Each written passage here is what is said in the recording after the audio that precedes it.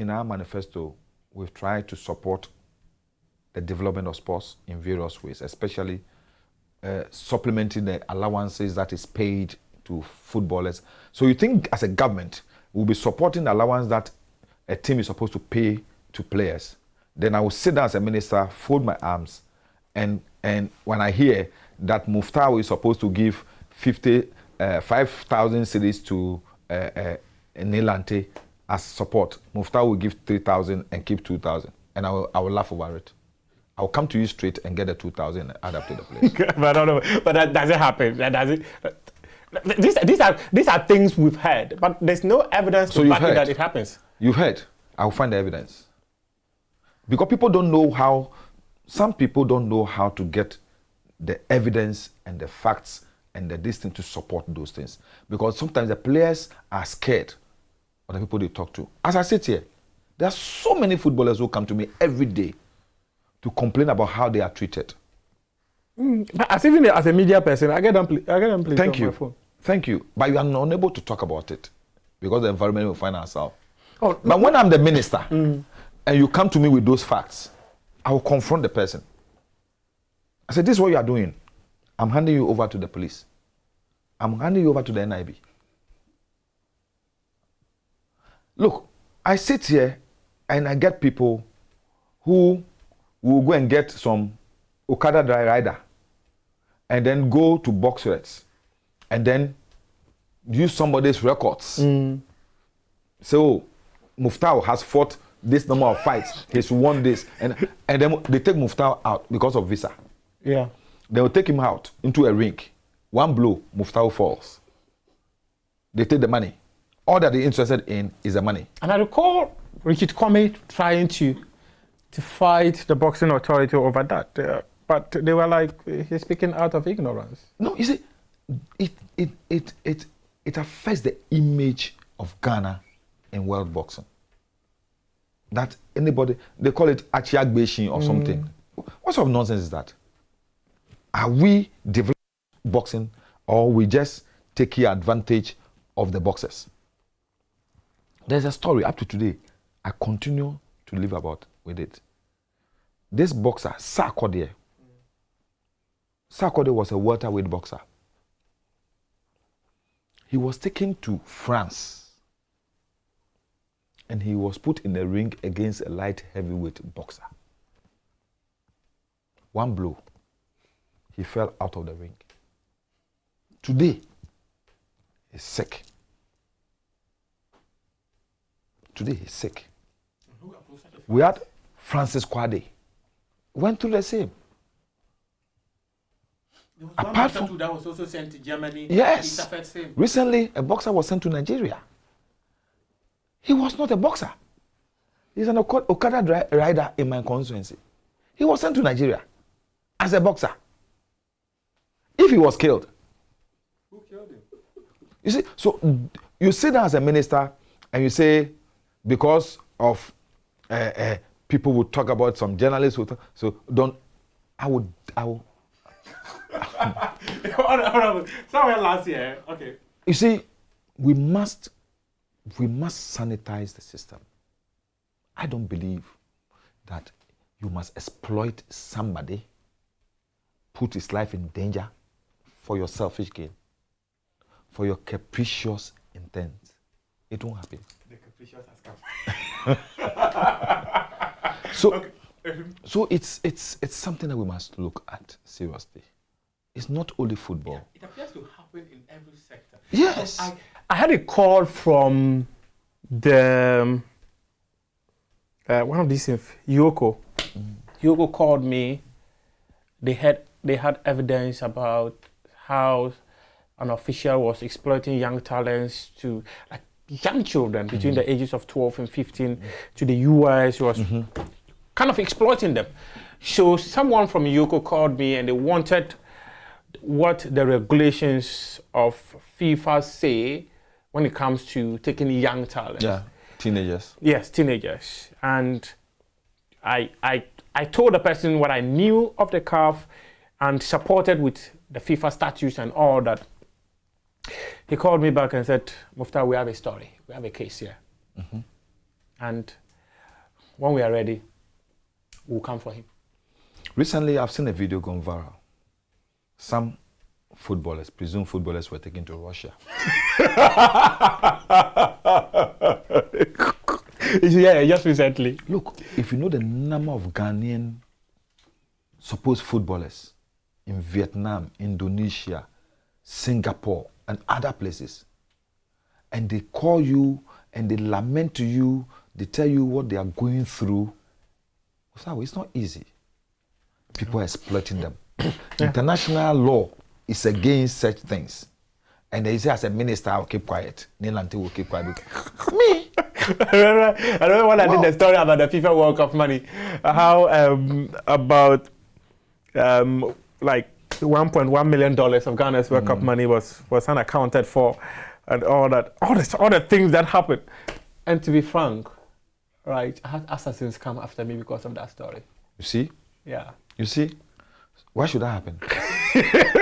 So that story, I will not let Muftau talk about it. I will talk about it myself. So they will come for me. But actually, my sources gave me the story. I did all my grounds. I checked the FA. The FA were not willing to speak. And I wrote to FIFA. FIFA were willing to speak. FIFA sent me emails. You remember this brush I had with the FA about Ghana Blasters playing a friendly match with Russia, and the contract was tampered with. The amount we were supposed to do was... I remember. And then people say, I shouldn't have talked about it. Why shouldn't I? Somebody will use Ghana's, our national team, to make money for himself and not account to the state. Look at what we are going through today. We spent close to about $82 million, and we've been banned from playing on any of our stadia. And as a minister, I should be comfortable with that. When we needed money to take care of Black Princess, volleyball, hockey, and other sporting disciplines. Wow. Take this from me. If John Mahama becomes president and he gives me... He decides to make you a sports minister again. Sports minister. Within 1 week, those people who have chopped our $82 million to make sure that we are banned will cover the money. But they've not chopped the money. The ministry released a long statement. And in fact, it's 85 million Ghana cedis. Were you convinced about 85 million Ghana cedis? Yeah. Were you convinced about the statement? It is not. Look, I'm not a technical person to actually. Just last weekend, I was at Isipon. Just last weekend, I was at Isipon. The week before that, I was at Accra Sports Stadium. In fact, last weekend, I went to Isipon, I went to Jendu. Yeah, Jendu Park.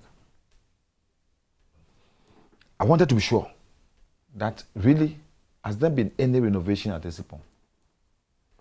But the former finance minister came on the floor of Parliament and said it was 90-something% done. 90-something%, and we've been banned. So he has to come and tell me why he paid that amount of money and still we've been banned. So let me just ask this question. I'm not, you see, unless we handle governance, especially sports, with that revolutionary spirit, we will not get results. 2 questions. I wrote to FIFA. FIFA in their email told me that they've given the FA about 200. I saw it. You saw that story? Yes, I saw it. Yes. But the FA says that the money was not meant for the maintenance of national stadia. But the justification that was sent to FIFA, they wanted to maintain 80 natural grass pitches, right? And that it was for Premier, Division 1, and Women's League venues. Thank you. So the obvious question I asked was, okay, the Bawayara Stadium is used by Premier, Division 1, and Women's League clubs. Accra, Cape Coast, and all the other venues. But the FA said that the money FIFA gave to them was not meant to maintain any national stadia. From where you sit, if Asante Kotoko, the likes of Asoka Deportivo, the likes of King Faisal, all use Bawayara, Great Olympics and Co, all use Accra Sports Stadium, we have suggested to the FA that just like a paltry amount of that money could have also been spent on maintaining those pitches. You know why the FA could just sit down happily and tell you this? Because they created a notion that FIFA's money is out of control of the state, and it is the FA's responsibility. FA's it is our money. But the money is never given to the FA president in his name as Keto Kreko. That money is not given to, if I were the FA president, it's not given to me, Nii Lante Vanderpuye, to you, Muftao. The money is given in the name of Ghana. Anybody occupying the GFA presidency is not there on his own. We have entrusted the management of our football into his hands. So if any money comes to the office in the interest of Ghana, in the name of Ghana, it is erroneous for anybody to tell me, as a minister, I don't have the right to ask questions about it. You understand me? If it is your mother and your father's funeral that you go to conduct, and the FIFA sends you that money, FIFA sends you that money, fine, it's your money. But if that money was meant for Ghana, 18 natural grass pitches in the country. They say they use it to build boreholes and water tanks. And somebody went to jail for misapplication of funds. Yeah. They call it willfully causing financial loss to the state. It's a law. It's there. But this one is FIFA money, so how can it be for the state? It's FIFA money. FIFA say you are a member of our association, so we are giving you money to be able to do certain things. So how is this country called Antigua? Or it's called Ghana? Final question. No. FIFA gave the money to Ghana. Is that not it? Football Association. Football Association. Yes, please. Ghana Football Association is not on its own. It's not, let me say, an island. Who do they represent? Ghana. Thank you. They don't go to FIFA meetings on their own. They go representing Ghana. And the interest of Ghana football. When they get to FIFA and they sit down at the conference, GFA is not written there. It's Ghana. It's Ghana. So at that particular time, they are representing Ghana. So anybody, well, 2025 will soon be here. I just pray that your mama will not give me the sports ministry. But if he gives me the sports ministry, you're going to fight people. I'm not going to fight people, but I'm going to bring accountability, transparency, truth to the ministry. But you've been there before. Did you bring these? I've been there before. I fought the prevalence of those inimical diseases to the development of sports. And a lot of people, especially most sports journalists, did not understand me because a lot of them were in the pocket. In all sincerity, I was one of those people who did not understand because the perception created was that you were on radio often. So sometimes I was like, why is Honorable always on radio? Let me tell you the story.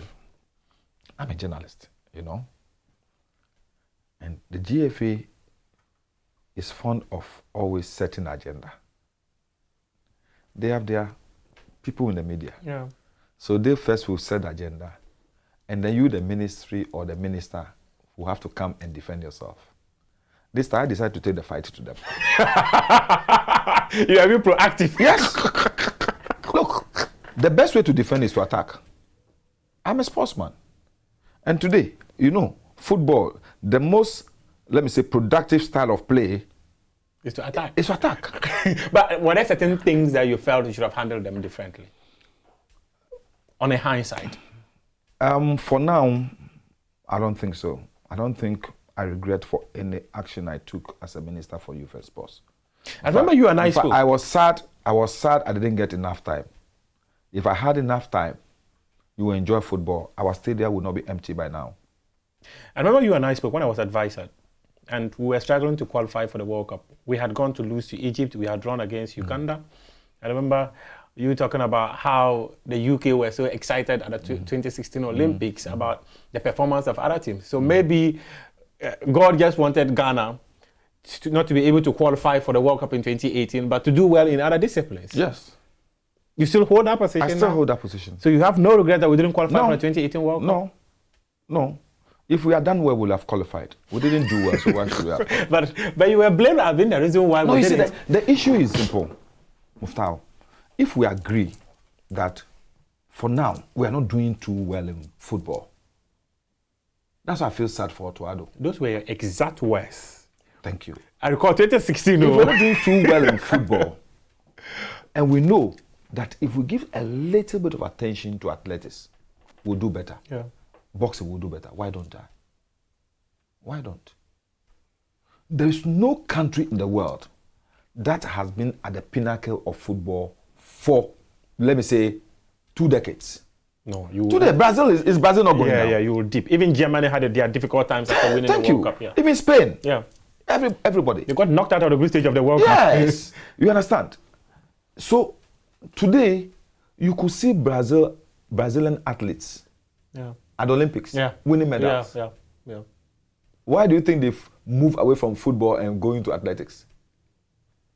Jamaica has all of a sudden now also moved to boxing, football, to this thing of athletics. They don't care the athletics, but they also see that they are beginning to build some competitive advantage in the area of football. In football, well. So they look at the wonderful football players littered around Europe and in America from Jamaica. Yeah. Today, I don't think Ghana will be confident lining up against Jamaica. Oh, no, we won't. Thank you. I remember prior to the 2006 World Cup, we called them, we beat them 4-0. This time, if you catch them. Recently, they beat the US. Yes, I remember. So sometimes you need to sit down and say, look, can we move away from this particular discipline, take people's attention off, rebuild? You understand? Whilst we focus in this area. So if I were in the ministry years back, we didn't qualify for the World Cup. Okay, I said, look, we have 4 years. We didn't qualify. So even 2 years and then 4 years. So 6 years. Let's rebuild. By the next World Cup, we'll be ready. But within this period, let's focus on boxing, athletics, so that we can capture medals at the Olympics and all. We could have, look, how can we go to World Championship and then win medals? Olympic Games, win medals, and then the next Olympics, we didn't qualify at all. Yeah. Boxing. We couldn't get even one to qualify. Yeah, that was quite a difficult thing, though. Meanwhile, unacceptable. There were people that our boxers beat at the last Olympics to win medals who came back to the Olympic Games and won medals. Yeah. You understand? Yeah. So it's because we don't plan well.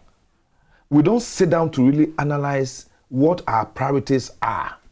Which sporting disciplines at this particular moment in time, looking at the global picture, which areas do we have competitive advantage? We don't have unlimited resources. This is the resource we have. How do we manage these resources to make sure that Ghana make maximum impact in a particular sporting discipline? If we had gone to the Olympics and we have won 2 medals, wouldn't it have been pleasant more than the World Cup? Oh yeah, the jubilation would have been something else. When Julian Alfred won the 100 meters gold for St. Lucia, it was massive. Yes, Botswana. Yeah, Botswana. Are you happy that today Botswana has an athlete who is a world champion, Olympic champion, has a quartet that has taken bronze? Yeah, Botswana. It was silver. Thank you. It was silver. Yeah. Botswana and Ghana. In fact, if Benjamin had not finished for the US, I'm sure Chile would have won the gold for Botswana. Yeah. So it is something that we should sit down and look at. I tell people today, Kenya is happy having athletes doing 100 meters, 200 meters. Yeah. They are moving away from the long distance because they see that the Ethiopians and the Ugandans are now disturbing them. So they are now coming to the short distances. Yeah. Kenya today, Kenya had always looked up to Ghana in boxing. Today we cannot stand Kenyans in boxing. Ugandans are beating us. Even Zambians are beating us in boxing. Even Nigeria boxers are beating us. and we are happy with it. We are already embarrassed as a country. The whole international, everybody has come to appreciate the fact that Ghana, we can't take care of ourselves. It's embarrassing. And I was happy the way Stevie Appiah, Derek Boateng, and some of these old players are now voicing it out because they have lived in that frustration. Their time, they always complain about the pitch we play football. In fact, when Thomas Partey met the vice president, Dr. Mahmoud Bawumia, he made an appeal. He said we want better pitches to play. Yes. It is not about politics. It's about better pitches for us to play because those players there do not do politics. Yeah. Those players there, irrespective of who is in power, they will come and play for Ghana. Yeah. So as a government, provide them with better pitches. That's why I'm saying that this government has lost its priority. Poor managers. Because if you can proudly say... I'm not going to the political angle. No, the vice president said they built 6 new stadia. He said it. The vice president said they built 6 new stadia. At where? When they were launching the All Africa Games, the African Games, he said it. So they built 6 new stadia. Where are they? Hey, I've not heard this one. Look, the Minister for Sport can proudly say that we built 200 and something AstroTurfs. AstroTurfs. You just said FIFA said what? They're giving money for the development of natural grass pitches. 80. Because even FIFA is frowning on AstroTurfs because of the health implications of playing on AstroTurfs. All over the world, people. But they have exceptions for some. Fine, but what I'm because saying because they are standard AstroTurf that. What I'm saying that if you are building recreational pitches, don't call them football pitches. They've been exposed now. They wasted their money in building recreational pitches. Some places they dry clothes there. Some places they play dance there, and not they do funerals there. The one in Jamestown. Yeah. Oh, this was a very beautiful one. Now you go there, it is stones. People will go and dry their stuff on the floor. You do this whilst we could have used that money to innovate Azuma Nelson Sports Complex. You understand? Olympics could be playing there. A white elephant. We could have used that money to develop Elwak Stadium. They say it belongs to the military people. And so what? Accra Asofo played Africa Cup. Yeah. There. I recall that, yeah. At that time, he didn't belong to I've read Accra Asofo. He still belonged to the military. The miracle of Elwak. Yes. But you agree. You understand? So, it is not... Look, many of the clubs in Europe do not own the stadia on which they play. Manchester United is going to build a new place. Yeah. Who are they building together with? With the Manchester City Authority. Yeah. Partnerships. Yeah. You understand? The City Stadium is not owned by City. No. It was built by Manchester City, the City Manchester for the Commonwealth Games in 2002. So it is not just a matter of today. Is Asante Kotoko not playing at Obuasi Lankley? Do they own Lankley? They don't. You understand? So it's myopic when people sit there and say that we can't use money to go and develop Elwak. When you develop Elwak Stadium, are the soldiers going to eat the stadium? In fact, many Ghana Premier League clubs have used it. Yes. I remember Legon Cities was there. I remember today that is the only our athletes were training until Legon was developed. Our national athletes. Oh yeah. That's where they were training. That's that horrible Tartan it's track. Too bad. It's really, really bad. You understand? Extremely so bad. If I were the minister, the money we use to go and build some AstroTurf and Wale Wale. Why are you mentioning my place? I will have used that money. To do Sakasaka Stadium. Yeah, in Tamale. Yeah. In Tamale. Yeah. Because people in Tamale will feel more comfortable enjoying soccer at Wale Wale. Saka. Yeah. Because the first division, second division clubs will play there. Yeah. Then the premier club or the national team can now focus on Tamale Stadium. Yeah. I remember the famous when that was when I had my first let me say harrowing experience as a commentator. What happened to you? I remember speaking to the former PLB chairman. He's not a country name. Mr. Webeke. Yeah. He said he was made to sit on the floor. Don't talk about it. I saw a newspaper and I go where running for their life. Honorable, it's been a pleasure speaking to you. Thank you very much. Thank you. There was one controversial question I didn't ask. During the 2010 World Cup, especially the World Cup itself? Yes. I remember the time you became in South Africa? Minister. Yes. remember the time you became sports minister. Because of those, or let me say, the frustrated relationship you had with the FA, people began to create so many stories. Yeah. And one of them was that in 2010, when Ghana was getting ready to play Serbia, its opening game, you went to the FA and you were asking for the team sheet. In what capacity? I wasn't a sports minister. They said you went to ask for the team sheet for the late Prof Mills. Oh, I wasn't a sports minister.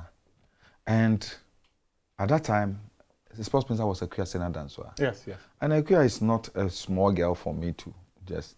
And if Osamus needed a team sheet, it's a sports minister he will ask, not me. I was just... he's so you've never gone to the FA to ask for team sheet? But I know as a footballer and as a former, let me say, manager of a club, and I've been in sports administration, I've been a commentator, I know what to do. And you see, at the World Cup, if you want to get team sheets are released sometimes an hour before the match. And everybody could have it. So why will I have to go to the blaster and go and ask for team sheet? You understand? Life, you know, balance. Instead of going to the blaster management or the coach or something, I would just go to the media center. And the team sheet will be there. It's sometimes there are surplus there. I could pick one. You understand? We've been to tournaments. We've had the privilege of the team sheet will be at the media center. I will just pick one for Pop Samuels. And at that time, any kindergarten boy in Ghana could determine who our first 11 was. Oh yeah. At that time. Maybe apart from Andre, you starting ahead of Suleiman Tari, everyone could tell. Yes. You understand? So I need not, and I know our players. So when they get to the pitch, and perhaps I most want to know those who are playing. But they say you were that powerful within the NDC, so you had so much control. In fact, the first match I wasn't even in South Africa. I went to South Africa after the first match. So you were there for the Australia game? Yes. For the Serbia no. Game. Oh God. Okay. I wasn't there. You see, some of these things are the rumors that people would tell when I had to stay behind to make sure all the other issues pertaining to our allowances and everything had been done before I left. Because... but you were not sports minister. Why were you? No, I was a presidential staffer. And that's what I'm saying. I was in charge of operations. Yes, that's what I'm saying. You were very powerful. What I'm saying is that at that time, we were not able, the government had not been able to make sure everything was done for them to have that congenial atmosphere there, because transfers had to be done. And the president decided that because of my background, I should stay behind and make sure all these things are done. Because he doesn't want to have a situation where he will be there and then the players will come complaining to him about their money. You see, sometimes there's always a need for you to have somebody who you can call a contact person, an arrowhead, who will be able to make sure things are done on your behalf. Yeah. So that's what happened. If you look at what happened in 2014, you definitely will know that because some of those things were not done properly, that's why we had the problem we had. You understand? So 2010, everything was smooth. There was nothing happened. The players were happy. I remember we went to the dressing room before the match with the US. You had access to the dressing room? Yes. President Mills asked. Oh, okay. And he went and he even told them a story about himself when he was playing football and all those things. Oh, okay. And that livened up the players. It relaxed them for the match. Because he himself said that he could sense that the players will be tensed up this match because it's America and all those things. The quarterfinal was a huge stage. Yeah, so he really felt that he should just pep them up a little. And he talked to the minister. The minister arranged it. And he went and talked to the players. And then we left. About 15 minutes we left.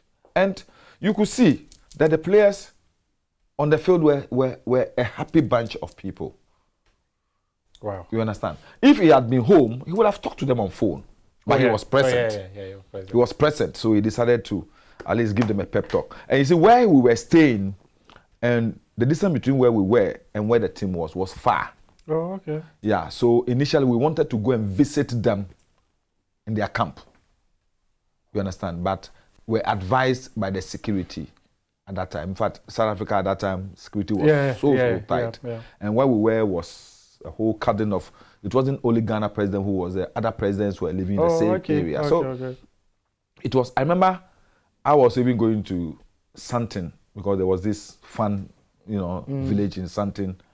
The security guy said they won't allow me to go. Because if they should allow me to, it means that they must dispatch people to go with me. To go with you. All the way to Santin. In fact, I remember even this year when I went to the AFCON, when we got to the border, we needed to go with security.